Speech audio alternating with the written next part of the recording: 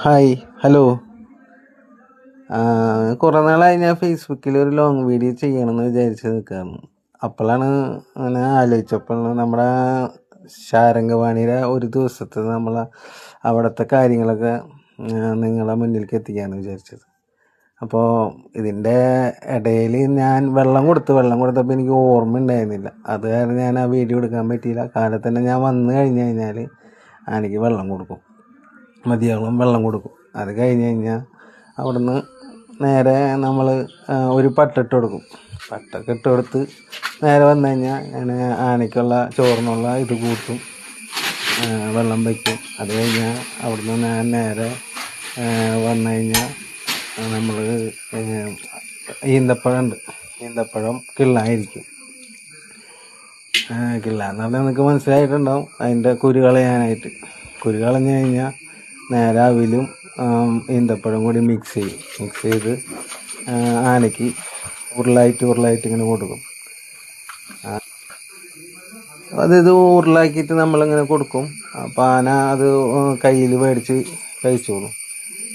ആനയ്ക്ക് ഇത് ഭയങ്കര ഇഷ്ടമാണ്. ഇത് കഴിയുമ്പോൾ ചില സമയത്ത് ആന അങ്ങനെ കഴിഞ്ഞെന്നുള്ള ഒരു ഇതിൽ ഒരു ചെറിയ ഒച്ചയൊക്കെ എടുക്കാറുണ്ട്.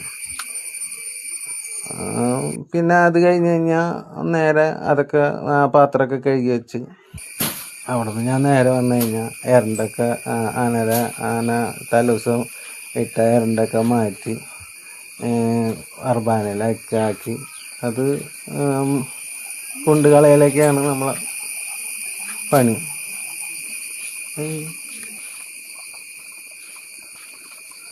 അത് അർബാനയിലാക്കിയിട്ട് അപ്പുറത്തൊരു കുഴിയുണ്ട്, ആ കുഴിയിൽ കൊണ്ടുപോയി തട്ടും.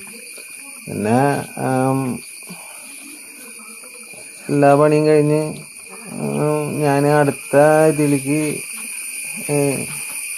കിടക്കും.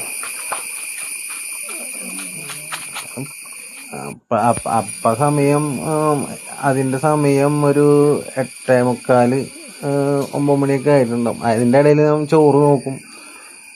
ചോറ് വെന്തിട്ടുണ്ടെങ്കിൽ അത് നോക്കും. അത് നേരെ അവിടെ നിന്ന് വെന്ത് കഴിഞ്ഞ് കഴിഞ്ഞാൽ ഉപ്പൊക്കെ ഇട്ടിട്ട് നമ്മൾ ഇറക്കി വയ്ക്കും. അത് കഴിഞ്ഞാൽ അടുത്ത പരിപാടി എന്ന് പറഞ്ഞു കഴിഞ്ഞാൽ ഞങ്ങൾക്കുള്ള ചോറിനുള്ള